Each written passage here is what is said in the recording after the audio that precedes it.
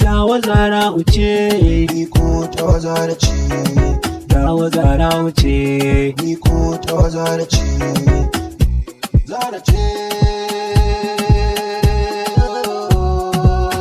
zara uce zara ce, abokina. mun faro soyayya da daɗewa ni da ita, mun faro soyayya da daɗewa ni da ita. Farkon labarin wata rana ina tafiya ta, sai na hange ta, ta fito daga motar ta, sai na kalli fuskar ta, mun dace ni da ita, ce ‘yan mata ke dakata. Da soyayya na zo karkice mini nai wauta, daga kallon ki sai naga kin shiga kin kwanta.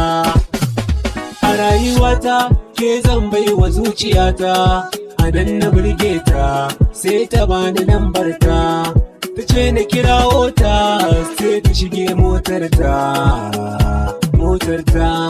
Ta shige motar ta, ni ma na yi budurwa, kyakkyawa ce, ni rana ce, kyakkyawa ce, komai inganci, ni sunanta na haddace, abokina rana ce, a soyayya na zarce, yahi mai kirki ce, lallai mun dace, akan ta zana ce, koko in lauce, wayo Allah, wahala duk na mance. Ya sunanta, Ta kama ya sunanta, zara wuce, zara wuce, zara wuce. ta ka zara uce. Ni ko ta zara ce, idan kaga hotonta kai ka ce aljana ce, kaga hotonta fatara ta zama matata. Ai wannan na santa, masoya ce ka ganta. A'a ta ka zara uce, ni ko ta zara ce, Ga hoton tawa ka duba ka gani ita ce. wayo Allah, ni na shiga la haula, Ka shiga la haula, ko komai shiga la haula.